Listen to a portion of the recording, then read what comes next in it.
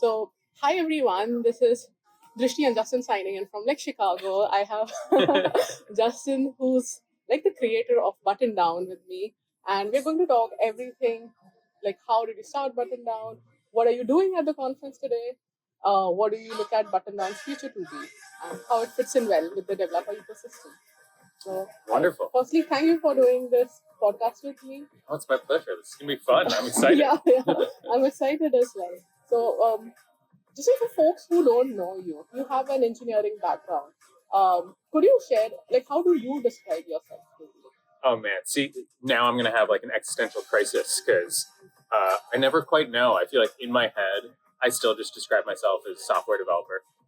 On a day-to-day basis, that's probably around half of what I do. But I spend a lot of time in the other half doing all the other parts of running a company like Buttondown, doing things like sales, doing support, doing marketing and writing about the company, answering questions, that sort of thing. But at the end of the day, I still what gives me the most joy and energy in work is programming, is writing, is getting to code. And I always try and make sure on either a daily or weekly basis, I'm spending some time doing that to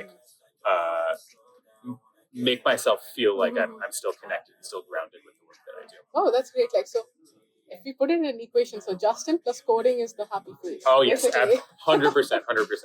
My often my worst days in terms of what I'm supposed to be doing, but my best days in terms of how I feel at the end are here's this really gnarly technical problem that I'm just gonna maybe it's not actually the most important or urgent thing, but I'm just gonna dive into it, spend the entire day really figuring it out, getting a good solution, and then at the end of the day I open my emails and I now have to respond to these 50 things, but it was worth it because I got to do that. Yeah. Awesome. So now we have a new location, just so that our viewers can hear you more clearly without the background sound. I love it. Fresh take, get some visual excitement going on. It's perfect. And so Justin plus coding is the happy face. What do you do to unwind before we even dive deeper into Buttondown? What do I do to unwind? My answer, my very blunt answer, has changed very recently. I had a kid, my first kid, a year. Thank you. And that has been. I wouldn't say it's been relaxing, but it's been amazing. And it also means that when my workday is done, it is very explicitly done. I come back home from the office and I immediately just kind of forget what programming is as a concept. I'm playing with Lucy, my daughter, for a couple hours, making her dinner. We eat dinner as a family. And so that some version of needing to have that hard break at the end of the day has always existed. It's now frankly much easier because it's my career brain shuts off as soon as I see her. But even before Lucy was born, one of the things I would do when I was working from home is, and this sounds very silly, but was very effective. I would get up from my desk and I would do a commute home. I would walk around the block for 15 minutes and just kind of get all the stuff out of my head, all the things that were still lingering of that bug that I never solved or that email that I didn't respond to. Just a nice little walk, then come back home and be okay, now I kind of feel like I'm in a different space, different context. Just having some physical distance really helps. This is interesting. You created a commute when there's no commute as well, right? Yeah. I would do the same thing to start the day because, at least for me, the combination of working from home and then working on my own project and my own company, it's there's kind of no point at which you're done, right? There's always more to do. Always going to be. And I realized really early on that I was just going to burn myself out if I didn't have some sort of demarcation of this is how I can tell that I'm working versus not working. Because the alternative for me was just I would work until I was basically exhausted, and then I would kind of not do any of the other things that I wanted to do for that day or that week. And being able to say hey, no matter what, I'm ending the day, I'm gonna go for a little walk, clear my head, walk the dog, make some dinner, and then I come back to the same place, but I'm not thinking about it from the context of work. I'm thinking about it from the context of home. Has helped me many times. That is very interesting because I think that is a thing most folks struggle with. Like, how do you create that distinction? Because at the end, like somewhere subconsciously in your mind, say the bug that is not solved is still there. Yeah. That's why at some random moment in the day you'll realize, oh, I could have approached it this way and it will solve it. But still being present without being present at work, like, and having that distinction, it's amazing. I think that is like a great tip for everybody watching. Like, how do you create that distinction without actually, like, in case of remote work or like hybrid work, it's a great way to do it. I think a lot of folks are going to adopt this. I do try and share it because I feel like every person who I tell that to, first is like, that's kind of silly, and then they'll text me a week later and be like, oh, it works. Effective. It actually really works. And I mean, Buttondown, so we're a fully remote company. Okay. Everyone is asynchronous, scattered around the globe, which is really cool. But it also means like, when I was in an office, you like see people filter out of the office, and like then your floor or your little space is empty, and you're like, okay, now it's time for me to go as well. In a world where everything is kind of 24/7, you're getting emails and push notifications and support tickets like any kind of day. It's really, really hard, at least for me, to be like, okay, but I'm going to ignore those things now. And having a little bit of ritual and discipline and feeling comfortable. A lot of my friends actually hate this about me. I turn off all push notifications except for like the thing that pages us if our software is down. And my parents and my wife, like nothing else can like do a push notification. It means I'm awful at responding to texts and emails and things that like aren't important, but it also means like whatever I'm doing at a given point in time, like that is the one thing. Because otherwise it's just so easy for me to get distracted by like the 50 other things I could be thinking about at a given point in time. Yeah, that is really a great perspective. And I think like you as a founder, when it comes through you, I think people, like, of course the initial days would have been much more grueling, and now that you're scaling the company more, you are able to make these trade-offs. So for somebody who's starting out, or what was your journey like when you started Buttondown? Oh gosh, it was in some ways very conventional, and in other ways I think kind of off the beaten track. And so just as broad context, Buttondown's bootstrapped, like we never took any outside funding. You were a one-person army. Like. Yeah, exactly. And thankfully more than one person now, but for a very long time it was me doing products, it was me doing development, it was me doing support. I did like, it was 100% me, and that was while I was working full time. Right? Start off first as a nights and weekends thing. I'm really, really proud of that. It was taxing, but it also meant like I didn't have to compromise on things I didn't want to compromise on. Like I could be very opinionated about the kind of thing we were building, the technologies we were using, because the only real constraint was like my own time and energy. But there was a lot of like, when you read online about a lot of these stories, they often have this like neat narrative arc of like there's the initial insight, and then like 3 months pass and there's like a big launch, and then it's the rocket ship, and like that was not my experience whatsoever. My experience was I think the more common one, but it's slightly more boring, because a lot of it was, okay, you've launched, clearly there's a thing there, people are paying for Buttondown, people are using it, they have a whole bunch of bug reports and feature suggestions and all of these things.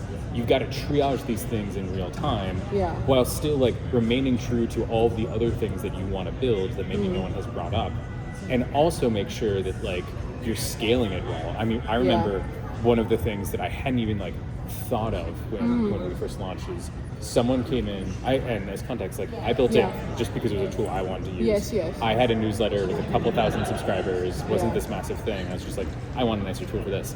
Someone came in, very, very nice person, still an active customer, imported 120,000 subscribers, which was like way larger than I imagined for like how we designed the database. The thing was just like crashed and keeled over for 8 hours, and I was like, okay, I need to like put a pause on all the fun stuff, start like solving some of these scaling concerns. And it was and part of this is still true to this day, like it's an active perpetual triage.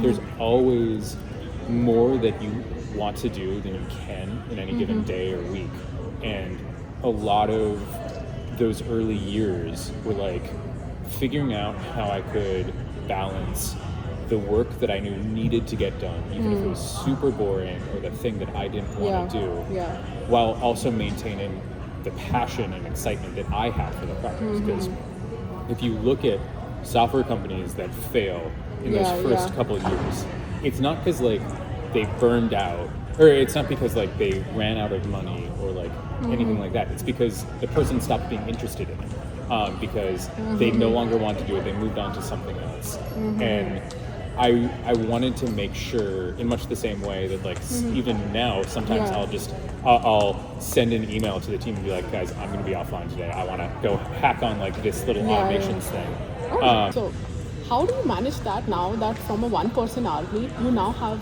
a few folks? Like what number is that in the team, and how do you handle that balance right now with the team? So right now we've got around 5 full-time folks, including myself, and around, let's say, 6 or 7 contractors working part-time. And you know, balance is always a tricky word, because it's something within the course of a day that often I will get into the office at 9 and be like, I kind of have no idea how the next 8 hours is going to go, because a lot of it is just seeing what the day brings. But the 2 big ways we try and self-organize as a team is everyone, including myself, has a tremendous amount of agency and either responsibility or privilege, in the sense of like there's not a lot of obviously, given our size, bureaucracy.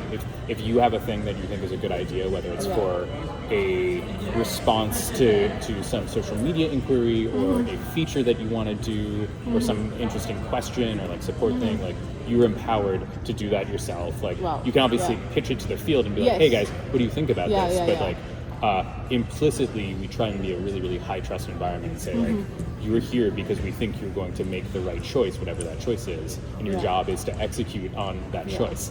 But at the same time, bluntly, like I spend a lot of time jumping between a IC-shaped role where, and I love that, like getting to do engineering work, getting to do marketing work, getting to like be the practitioner, and also increasingly as we grow, like the manager and the strategist, and trying to step out and think about things from a slightly broader perspective. And that context switching between those two can be really tiring for sure, but I also find that like I am often like doing a quote unquote worse job if I spend all my time in one of those 2 buckets. Like, to give you a very concrete example, this past week, one of our lovely support engineers who does sort of like technical support, the gnarly stuff, she was out, so I spent more time than I usually do on the support side, like kind of just hitting for her. And the amount of like notes I just took for the things of like, oh, this person stumbled into this weird DNS issue that I didn't notice because I haven't actually onboarded through Cloudflare in like 2 years. And all of those things reveal so much, not just in terms of like bugs or features, but like they keep me really grounded with the how customers think about their product, the things that they actually worry about. It's so easy for me as someone who's like thought and lived and breathed all this stuff for a long time to like get really, really academic and abstract with a lot of it. And then you spend a couple hours like answering emails and you're like, oh, this is what people actually want. This is actually what's confusing them. This is the stuff they should work on. And so being able to jump between those contexts is really helpful, I think. All of my best like product decisions come from spending time in support and vice versa. Like I think that's where the best synthesis happens. You have such a great way of like handling Buttondown. Like as a founder, you are not just like saying that you're putting on those hats or stepping into like different role shoes. You're actually doing it on your own, and that's why you're spotting new things of improving. I think that's why people love you. Like Buttondown, that is their go-to thing. And also a lot of folks need support when they are onboarding onto a new product, using it on a day-to-day basis, and say somebody who's very technical versus somebody who's not very technical. They have a different demands of features and use cases. How does that look like at Buttondown? That's actually been like one of the really fun growing pains and challenges that we've had. When I launched Buttondown years ago, it was very, very specific about who it was for as a product. It was newsletters and emails for like developers and programmers and very technical people. And as we've grown and matured as a product, like that's just broadened. Like people who have no idea what Markdown is or no idea what HTML is choose Buttondown because they're just like, well, this is more what I want than any of these other options, which is great. But it also means we have to shift our context of who each customer is. And sometimes that's implicit of like trying to gather as much information about like, hey, what are they getting out of this newsletter? Like, what do they want? Like trying to pull some of that goals stuff during onboarding.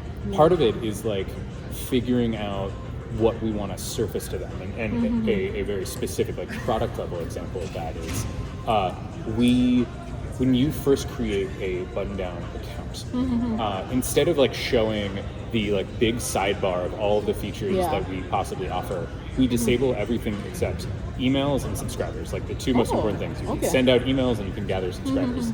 And then there's almost like, in a video game, like the upgrades list in the bottom. We have that in our settings of like, once you've mastered those things, here, maybe you want to look at the API. Here, maybe you want to add tags or metadata. Like you sort of self-select into those more advanced features because it's very rare that a user wants all of those things. They usually want a specific subset depending on, maybe they're a creator and they want to do paid subscriptions and they want integrations. Maybe they're a SaaS, they're a business, they care more about APIs and webhooks. And rather than like throw the fire hose of information and possibilities at folks, we are really trying to figure out how do we give them the most important things first and then let them choose the little things around the sides afterwards. That's so interesting. Have you had like a lot of demands from say developers who understand the tech? They have different kind of requests and demands. Like how does that go through the technical pipeline versus the support center pipeline? So right now, it all comes through the same source, which is we have like a unified support inbox, just like every other company, and it'll get escalated depending on the technical difficulty.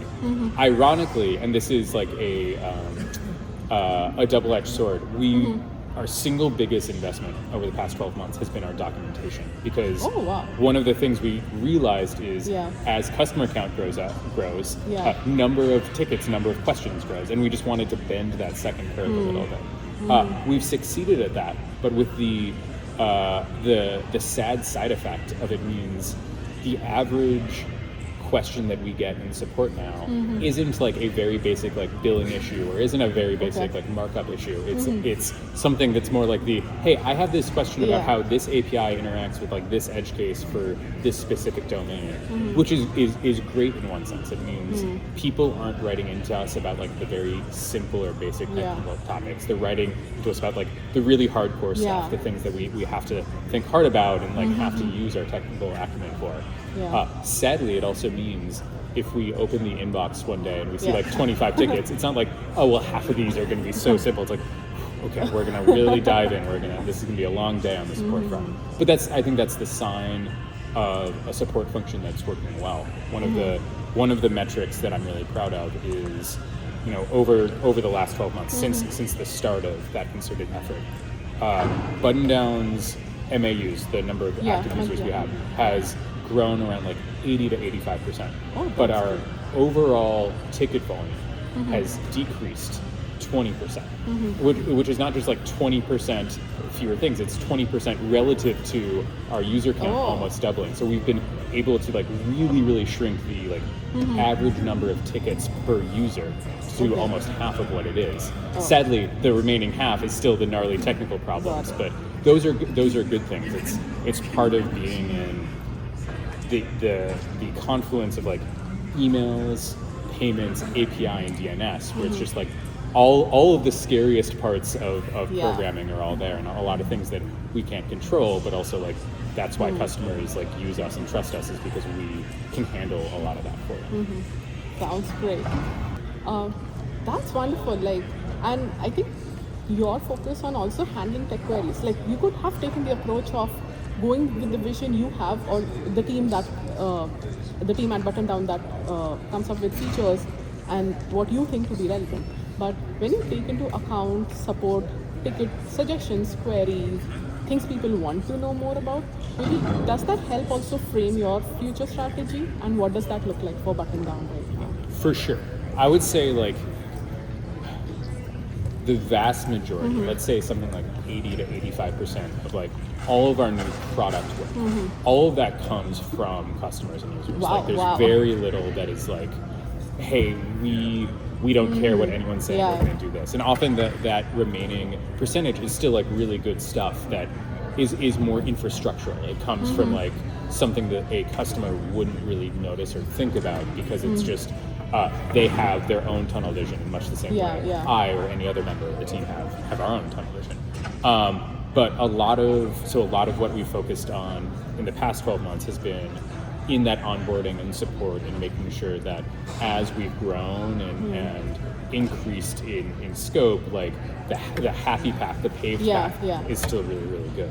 I think we've almost kind of closed out that tranche of work. And so moving forward, looking to the next 12 months, a lot of it is going to be what are the things that we're already doing a like pretty solid job on, but we kind of want to revisit from a sense of tabula rasa of a like, okay, if you were to ignore everything that we've built thus far and we were given the task of like, let's rebuild this from scratch, what would look different? And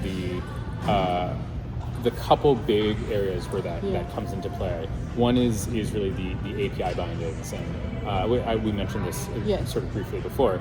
We have a really lovely REST API. We're really proud of the way that we've sort of built in a fun little aside is if you were to log into Buttondown, open the network tab in Chrome or Safari or whatever, and just look at all the requests we're making, we're using the external facing API. So we dog food our own API in the dashboard, which has been really helpful and clarifying in terms of like some of the decisions and abstractions we have to make.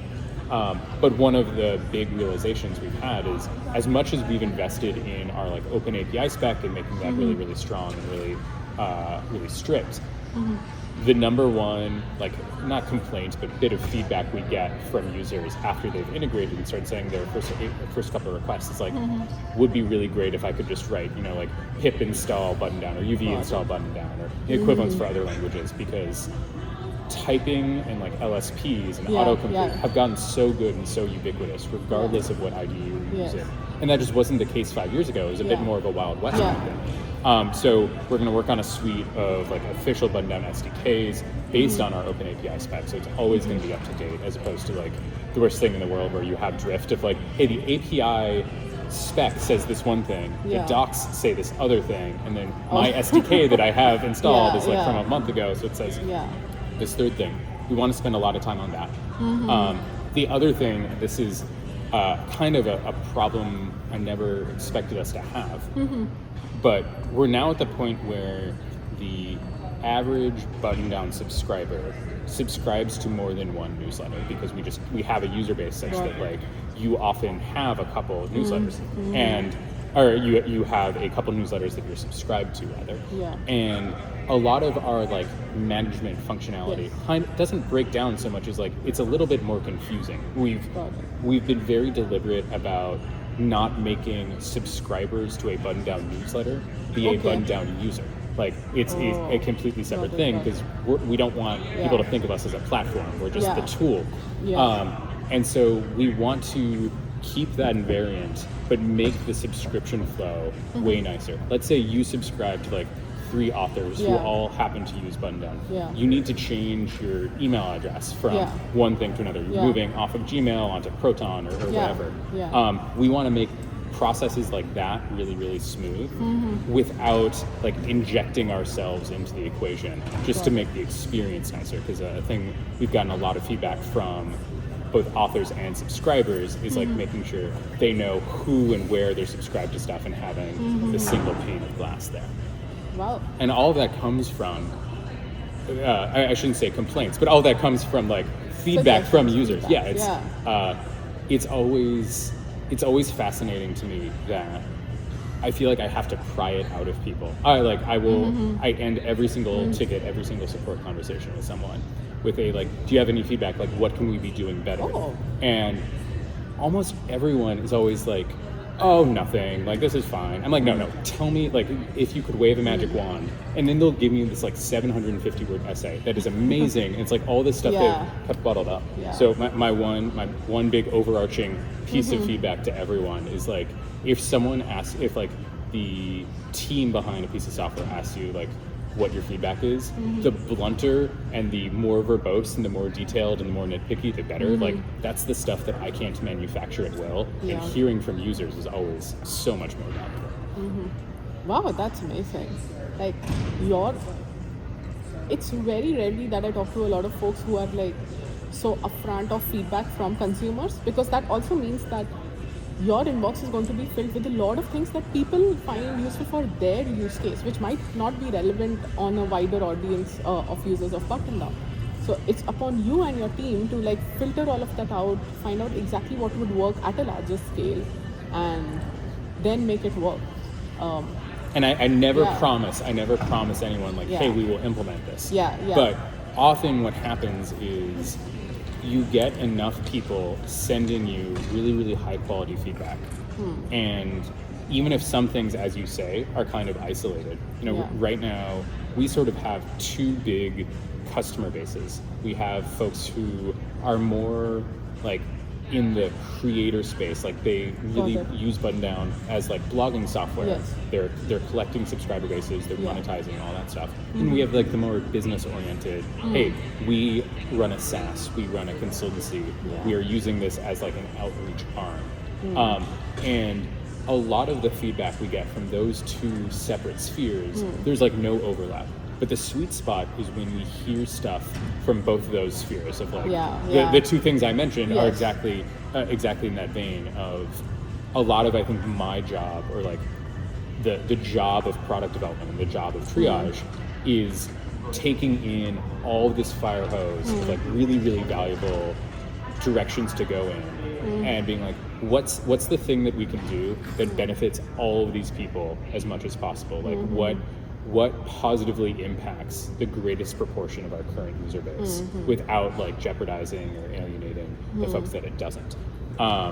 And that's like slightly different than I think where I started Buttondown, where I started Buttondown.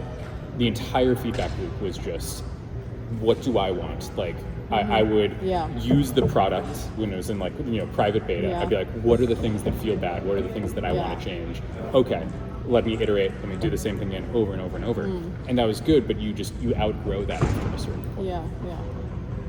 That is great. Like, also, like, in today's world wherein there are a lot of vibe coding tools or coding assistants out there, people often say that the next big company, which is a one-person company, is not far away. You did this when all of these tools did not exist.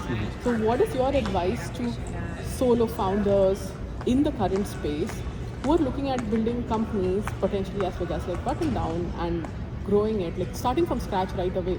What is your advice to them, you being a solo founder at a time wherein even these tools did not exist? I think a couple things. The first one, and we talked about this before, but I'll just reiterate it, of like, I think it's really easy to look at all the narratives and all the stories and approach a business or a product and be like, what I need to do is work on it, and then I'm going to launch it, and that launch is going to mean like 10,000 MRR, or else it's a bust. And like that's sort of the rocket ship. Like, my experience was definitely not that. Almost everyone I talk to who like actually has done it, it's not like that. Like, the first couple years, especially if you are doing it first as a side project, where it's not a do I do this or like do a more conventional job. It's do I do this, or like do I go hang out with some friends and do a happy hour on Thursdays? Is just stick with it. It is going to feel slower than it is, but then you wake up one day and you're like, oh, okay, so we've just like slowly grown, and now we're at a much larger pace. I think people need to sort of like equip themselves with the understanding that that's not a weird or abnormal thing. That is the normal. So that's one sort of like meta point. I think in terms of even more broadly than that, like how do you switch? How do you do all of these things and scale yourself out? This is going to be another like thing that people will find weird, but then come back to me in a couple weeks or often a couple of months, which is for a long time now. Buttondown has in its mono repo a folder called decisions, which is it's all just like plain text files that are exactly what it sounds like. It's writing down a decision you made on a thing, whether it's like, hey, we're going to use this package instead of this package, whether it's we're going to go with this pricing strategy, we're going to not offer coupons in this scenario, like all of those things, because you're going to spend so much time context switching that writing down every single thought process, every bit of thing that could be an internal doc or an external doc, it gets it out of your brain really, really quickly. And it actually is very easy to go from having these completely scattershot plain text files or whatever format you use to like, oh, that's going to become like your knowledge base. And that I think is maybe my last bit, which is investing earlier than you think in like support in docs as a motion. It's as soon as this is still the heuristic that we use today. As soon as we get two questions or like two people ask us the same question, that has to be a doc. Because otherwise you like there's all of these things that you could do, like you can have the macros in Help Scout or whatever. But at least for our customer base, like we always default to the perspective of we want to respect and assume a high level of competency of our customers and of our users. If we give them docs that are good and up to date and we show them where to find them, they will find and use those. And like all of our worst eras in support have been when we haven't been doing that, when we like slacken the feedback loop. And like going back to the last bit, which we were just discussing, that's the best part to build the product too, is focusing really, really hard on that stuff, even if it feels like quote unquote boring or accessory to the product development itself. What you learn by talking to users is way higher leverage, way more important than like you being in your hidey hole, being like, oh well, you know, this didn't work, let me try this other thing instead, or this other feature instead. Hearing from the people who use your product is just it's the highest form of signal. Those are like great tips, and I think like a key takeaway like is that things don't look as fancy in the start. Like it takes a lot of personal sacrifices. Like say you could be doing 10 other things on the weekend, but you're focusing on trying to build something of your own. It is going to take time, and things will not work off in the very first week or the first month. Like it is going to take time. So keeping that determination of like just doing it again, that is very crucial. And I think another interesting point that I liked while you were answering my previous question was about how Buttondown's approach towards documentation is. So instead of say me, I am technical, but say somebody else who's non-technical, generally the products that they would use would just have like a fancy UI interface, and that's the only way they're interacting with. And if something doesn't work, they just raise the help ticket or ask the chatbot on the website. In Buttondown's case, even from a developer perspective, I can go and find like documentation together. Do you think that is something that attracts and keeps people on Buttondown as well? Absolutely. I mean, we don't really do a lot of metrics around it, because I mean we don't do metrics at a product level even. But we very much think of our documentation as like a product surface in of itself. And this is also where I will plug our documentation is like literally open source. We have a mono repo, but we mirror it so that if anyone interested can go to github.com/buttondown/docs. It's like it is a Next site, sadly, not a Django site, but it is 95% like markdown and some metadata. And we get pull requests from users to like add things to our docs, which is the coolest thing to me. But 100% agreed where it's I think often there can be almost like a learned helplessness if you use an app and you look at the docs and you're like, this is just not it's screenshots. It's FAQs. There's no narrative. Every screenshot or video is from like 7 years ago. And that kind of trains you implicitly to be like, the next time I run into an issue, I'm not going to look at the docs. Like I know the docs are kind of bad. and we place a lot of emphasis on like the opposite of that. We have the positive spiral. We will often get emails from folks that are just prefaced with I checked the docs and I'm not sure if I can't search for it correctly or not, because they're used to being able to find the stuff that they want there, which is like the biggest piece of qualitative feedback that's like, hey, this approach is working, like people are going to it. And that will build a lot of trust as well, right? Like me as a user, if I know I'm going to find it there, I know a way to solve the issue that I'm facing. That is so empowering as a user, like, and that will keep me hooked on to the product, because I know I can solve it on my own. I don't have to rely on the creator of the product to help me figure it out and then see if it actually works out or not. That could take a lot of turnaround days as well. And I mean, that speaks to the other cynical reason, which is just we would not be able to survive without the docs, because the customer base is just such that like we would drown in tickets. We would drown in not even investigation, but like literally typing out responses to things and going through that. The hardest part of my entire time working at Buttondown was I was still working at Stripe, so it was like a nights and weekends thing. It was at a pretty solid size. Like I probably could have been working on it full time if I wanted to, but I loved my job. I hadn't really invested in documentation, in support as much. Like I had let that slack. And I was in this position where it was like every single day I would come home from work and I'd be like, I now have to like answer emails for 2 hours straight. Like it just feels exhausting. And what I did was basically say, no matter what, I gotta just like focus on not solving, like not even answering the email. I had a rule for it was probably like a month or so where I could only answer an email if the answer was like a link to a doc that I had written, because I was like, I have to start paying down the debt. And like that actually worked really, really well, because it doesn't feel like it, but then you can start to see, hey, I'm not getting the same question over and over again.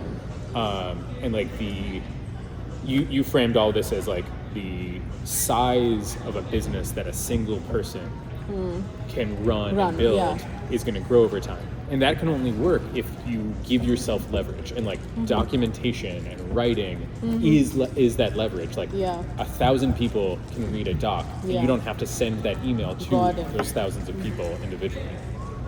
No, that's amazing. It was both refreshing, informative, and like fun talking to you today on the podcast. Thank you so much for being on the podcast, sparing your time, your insights with everybody out there. Thank you for having me. Especially in the world wherein like people are becoming one-person founder teams. You did this like years ago. I was the OG. No, it's it never like. It's still kind of surreal to me for a certain extent. Like part of my brain is still like, this is a fun little experiment, and then I kind of look around. I'm like, oh right, I've hired a bunch of people. Like this is a company. We're sponsoring DjangoCon and all that stuff. But it's been, to maybe end things. Like I focused on all the grueling stuff, and like the flip side of that is you fast forward a couple years and I feel so lucky and so fortunate that I have like this tremendous amount of agency of like I can take any day off and sort of be like, I'm gonna work on this little passion project of mine. I can choose to come here to lovely Chicago in the middle of summer and get to give back to Django folks and all this stuff. Like that has been by far the most gratifying bit of all of this is like you get to like have something that is both yours and the freedom that entails and like the choices that you get to make is just really, really gratifying. No, awesome. Thanks for sharing your knowledge with everybody. Thanks for having me. Yeah, I'll also be putting in a lot of links in the description, and go check out Buttondown as well. See you in the next one. Thank you guys. Thank you. That was so fun. Thank you.